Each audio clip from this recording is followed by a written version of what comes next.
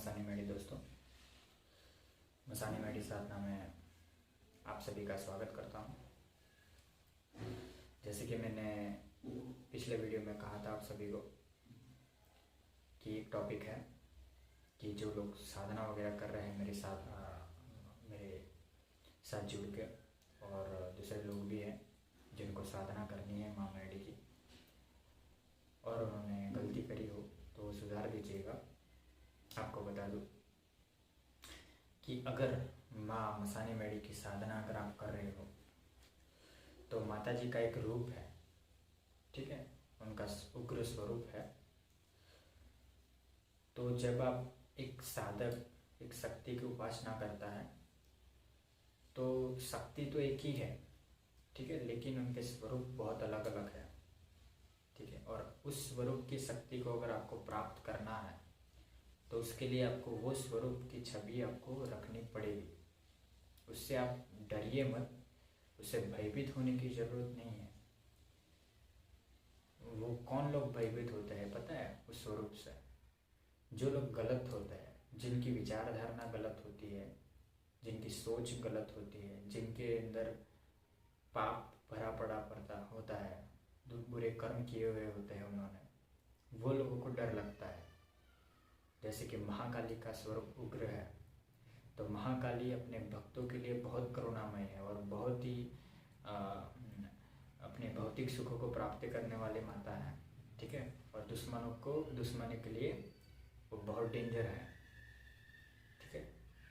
खप्पर लेके रक्त पीने वाली माता है, सबको मार देगी, इतनी डेंजर है दुश्मनों के लिए, ठीक।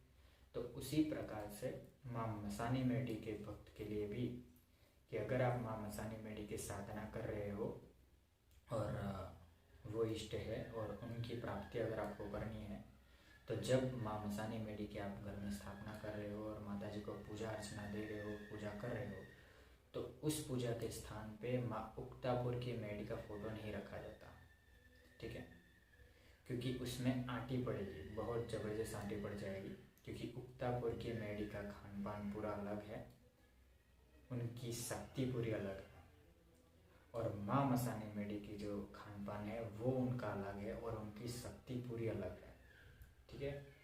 तो अगर आपने नाम लिया है माँ मसानी मेडी का और फोटो रखा है माँ उक्तापुर की मेडी का जो सात्विक फोटो है, ठीक है, अगर ऐसा आपने किया है तो माँ मसानी मेडी क्रोधित होंगी, वो आएंगे नहीं, ठीक है। और उक्तापुर की मेडी का क्रोध भी आएगा आपके ऊपर, ठीक है, उसमें आंटी पड़ जाएगी।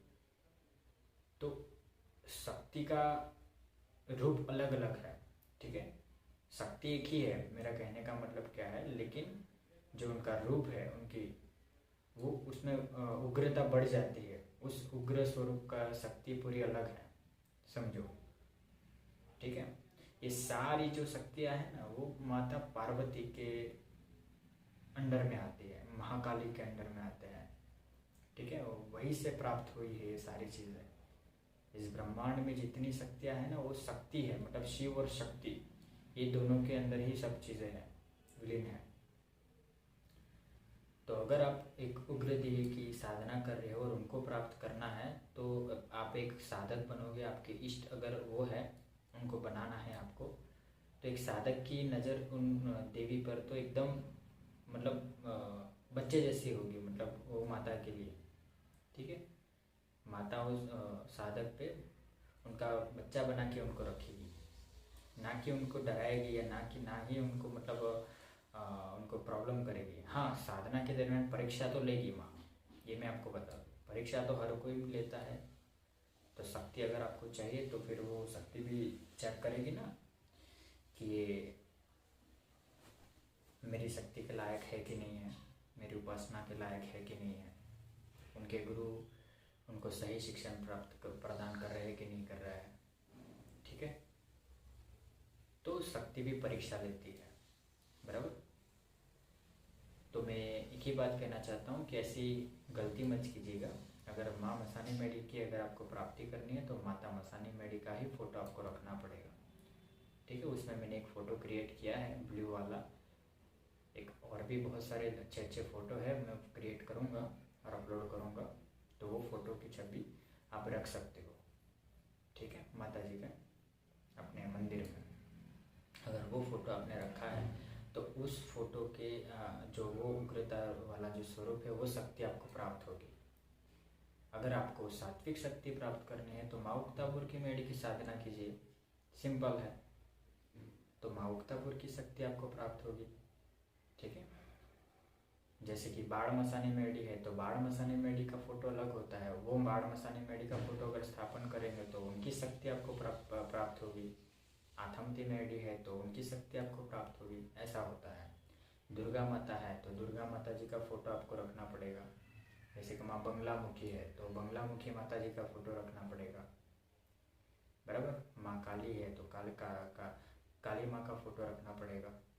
काली माँ का फोटो की जगह पर अगर आपने माँ मसानी का फोटो रखा है और माँ काली माँ की पूजा कर रहे हो तो वो नहीं होगा, सिद्ध, आंटी बढ़ जाएगी, ठीक है। शक्ति तो एक ही है, मेरा कहने का मतलब समझ रहे हो। शक्ति सारे जितने स्वरूप है ना, उस स्वरूप अलग अलग लिया है उन्होंने, और शक्ति बांट दी है शरीर से अलग अलग स्वरूप में, ठीक है। और उनका खान पान अलग होता है, उनके साधक अलग होते हैं, सबके अपने अपने इष्ट होते हैं। जैसे मैंने पिछले वीडियो में कहा ना कि सबकी मनोदशा अलग अलग है, ठीक है। कोई उक्तापुर की मेढ़ी को अपनी जान से ज़्यादा मानता है, कोई माँ मसानी मेढ़ी को अपनी जान से ज़्यादा मानता है, तो कोई महाकाली को अपनी जान से ज़्यादा प्रेम करता है, क्योंकि वो अपने पूर्व जन्म से निर्धारित होता है। उन्होंने बहुत सारी उपासना करी होती है अपने 7 जन्म में, अपने पिछले जन्म में वो उपासना करते हुए आते हैं। तो मरने के बाद में वही शक्ति फिर वो साधक को ढूंढती है, और वो जब मिल जाती है तब वो अपने उनके शरीर में प्रवेश कर जाती है, और फिर वो भक्ति के रंग में रंगने लगता है, ठीक है। और फिर वापस से दोबारा वो शुरू करता है। और कुछ ऐसे सिद्ध साधक होते हैं जो जन्म से ही उस इष्ट की प्राप्ति हो जाती है उनको। जैसे कि कोई साधु है समझो, तो उन्होंने तब जब वो कर रहे हैं अपने माँ मसानी मेढ़ी का और उनकी मृत्यु हो जाती है, तो जब दूसरा जन्म लेंगे तब वो बचपन से ही माँ मसानी मेढ़ी के साधक बन जाएंगे।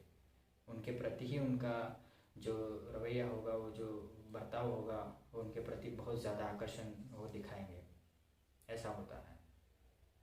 और इसी तरीके से जैसे कि महादेव है, तो अगर कोई भक्त महादेव की भक्ति में लीन है, तो अगर उनकी कोई मृत्यु हो जाती है अपने लाइफ में किसी स्थिति की वजह से, कोई कर्म की वजह से, तो फिर जब दोबारा वो जन्म लेते हैं तब वो महादेव के ही मतलब रंग में रंगेगा वो भगत, क्योंकि उन्होंने बहुत तप किया है पिछले जन्म में, वो बहुत भक्ति करते हुए आया है वो उनकी। तो ये सारी चीज़ें एक सब मतलब निर्धारित है, सारी चीज़ें मतलब स्टेप बाय स्टेप प्रोसेस इस प्रकृति ने रखा हुआ है, ठीक है। ये अपने आप होता है, मतलब आपको करने की आवश्यकता नहीं है। आपको अगर आप इसमें सोचेंगे तो आप नहीं सोच पाएंगे, उसके लिए बहुत मेहनत करनी पड़ेगी, बहुत उम्दी सोच आपकी होनी चाहिए, तब जाके ये सारी चीज़ें आप समझ पाएंगे, ठीक है। आम व्यक्ति इतना डीपली नहीं समझ पाएगा, बराबर। तो बस अपने आप को इस प्रकृति के हवाले कर दीजिए और अपने इष्ट के हवाले कर दीजिए, बाकी अपने आप सारी चीज़ें होती रहेगी। बस आपको सही समय पे जो मौका होता है वो मौका आपको पकड़ना आना चाहिए, सिंपल है, ठीक है। एक बिजनेसमैन व्यक्ति क्या होता है, जैसे कि कोई बिजनेस कर रहा है, तो जब प्रॉफिट का समय आता है तो उस बिजनेसमैन व्यक्ति को वो प्रॉफिट के समय में उसमें से प्रॉफिट लेना आना चाहिए। उसी तरीके से अब कोई इष्ट की प्राप्ति के लिए भी आपके लाइफ में इष्ट आएंगे, वही आपके इष्ट आएंगे, तो वो बार बार आएंगे आपके अंदर। आपके जब तक आप उसको एक्सेप्ट नहीं करोगे ना, तब तक आपके नज़रों में आते ही रहेंगे वो। तो जब आप उनको एक्सेप्ट कर लोगे तो फिर आपके अंदर घटित घटनाएं सब चालू हो जाएगी आपके लाइफ में। तो यही होता है, ठीक है। तो सारी चीज़ें मैंने आपको समझा दी है, बराबर। तो माँ मसानी मेढ़ी की अगर आपको प्राप्ति करनी है तो माँ मसानी मेढ़ी का फोटो रखना जरूरी है, ठीक है। और उनका जो खान पान है, माँ मसानी मेढ़ी को अगर आप सात्विक में रखना चाहते हो तो सात्विक भी वो खान पान ग्रहण करता है, ये भी मैं आपको बता दूँ, ठीक है। और तामसिक अगर आपके घर में खान पान है, आप मांस मदिरा का सेवन करते हैं, तो माँ तामसिक में भी चलेगी। ठीक है, जैसे आपकी सोच, जैसे आपके गुरु, सिंपल। ठीक है, अगर भगवान शिव को मैं अपने दिल से, तन मन धन से, अपनी इच्छा से और अपने प्रेम भाव से मैं मांस का भी उनको भोग दूंगा ना, तो वो खुशी खुशी ग्रहण करेंगे। ठीक है, भगवान शिव की बात कर रहा हूँ, महादेव की बात कर रहा हूँ, बराबर। उनको अगर मैं बकरे का मांस भी अगर चढ़ाऊंगा ना, तो वो ऐसा मना नहीं करेंगे कि नहीं मुझे ये नहीं चढ़ता है, मुझे सात्विक चाहिए। नो, ऐसा नहीं है, वो तो अघोर है। ठीक है, उनको कुछ कोई चीज़ से घृणा नहीं है, बराबर। तो वो भी खुशी खुशी से वो एक्सेप्ट करेंगे। तो आपकी मनोदशा पे डिपेंड है कि आप कैसे अपने इष्ट को रखते हैं और आपकी विचारधारणा क्या है, आपके गुरु कौन है। मेन इम्पोर्टेंट घुमा फिरा के बात यही पे आती है कि आपके गुरु कौन है, बराबर।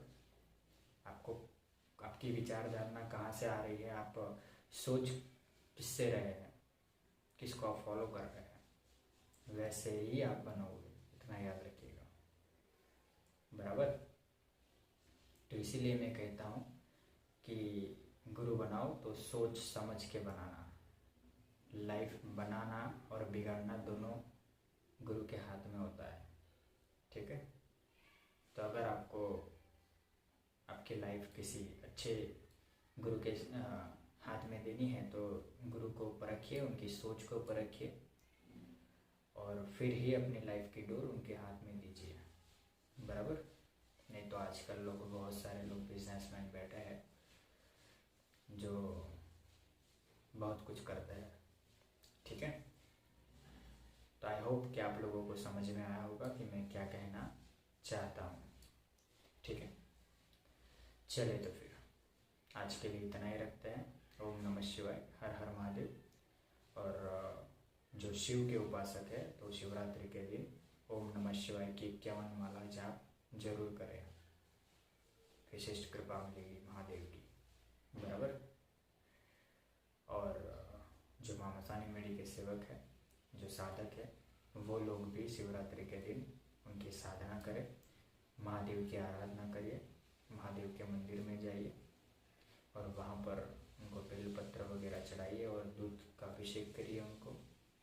उसमें से आधा दूध बाकी रखिएगा और किसी भिखारी को दान कर दीजिएगा। ठीक है, और आपकी इच्छा से आप जो कोई भी महादेव को चढ़ाना चाहते हो, कुछ क्रिया करना चाहते हो, आप कर सकते हो। ठीक है, आपकी इच्छा होनी चाहिए। ओके, चलिए तो फिर मैं तो एक ही कहूँगा कि अपने मन को अघोर बनाने की कोशिश कीजिए। ठीक है, एक बार आपका मन अगर अघोर बन गया ना, तो कोई ऐसी शक्ति दुनिया में पैदा नहीं हुई है कि आपको टस से मस कर सके। ठीक है, ना आपको क्रोध आएगा, ना आपको कोई अहंकार छू पाएगा, और ना कोई भी शक्ति आपका बाल तक, माथे का बाल तक वांका कर पाएगा। ठीक है, और दूसरी बात, अपने गुरु के प्रति समर्पण रखिए, सारी चीज़ें पॉसिबल हैं। ठीक है, इस ब्रह्मांड में सब चीज़ पॉसिबल है। ठीक है, कोई ऐसी चीज़ नहीं है कि जो इम्पॉसिबल है, सब कुछ पॉसिबल है। ठीक है, जो आपका ये शरीर है ना, वो बहुत कुछ कर सकता है, बहुत कुछ ही मतलब बहुत कुछ कर सकता है। लेकिन बहुत सारे लोग ऐसे हैं कि उनको उनके कर्मों की वजह से उनको सही रास्ता नहीं मिल पाता है, सही गुरु नहीं मिल पाता है, बराबर।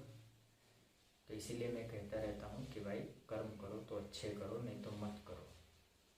ठीक है, किसी को उंगली करके आपको कुछ फ़ायदा नहीं मिलेगा, उल्टा आपका ही बुरा होगा। इस जन्म में नहीं तो अगले जन्म में, लेकिन बुरा ही होगा आपका। ठीक है, आप जो भी बोलते हो ना, जो ध्वनि निकालते हो आप, वो ध्वनि का नाश नहीं होता है, वो ब्रह्मांड में गूंजती रहती है और एक ना एक दिन वो वापस आएगी आपके पास। ठीक है, तीव्र गति से आएगी, तो वो याद रखिए। ठीक है, तो किसी किसी के प्रति अगर कुछ चीज़ बोलते हो, आप कोई विरोध करते हो या फिर कोई घृणा करते हो या फिर गाली गलौज करते हो, किसी के दिल को, किसी के आत्मा को दुख पहुंचाते हो, तो वैसे कर्म कदापि मत कीजिएगा, बहुत महंगे पड़ेंगे ये कर्म। ठीक है, शांत स्वभाव रखने की कोशिश कीजिए, उसके लिए ओम नमः शिवाय के जाप कीजिए और अपने इष्ट के प्रति समर्पण दीजिए, अपने गुरु के प्रति समर्पण दीजिए, तो वो आपको शांत कर देंगे। ठीक है, और आपको सही विचारधारा पे और अग्रसर करेंगे। ठीक है, चले तो फिर आज के लिए इतना ही रखते हैं, वीडियो लंबा बन जाएगा नहीं तो मैं दोबारा आऊँगा और कोई टॉपिक लेके आपको बताऊँगा। और जिन जिन लोगों को साधना करनी हो मेरे सानिध्य में वो कर सकता है। डोनेशन 31,000 है, शनिवार और रविवार। और जो 84 खाते की 25,000 की साधना वगैरह करना चाहता हूँ तो वो भी कर सकता है, लेकिन एक बार यहाँ पर आना पड़ेगा आपको मंत्र वगैरह लेने के लिए, गुरु मंत्र लेने के लिए। बराबर, चले तो फिर आज के लिए इतना ही रखते हैं। ओम नमः शिवाय, हर हर महादेव, जय मामा सानी मैडी। चले, जय माता दी, ओम नमः शिवाय।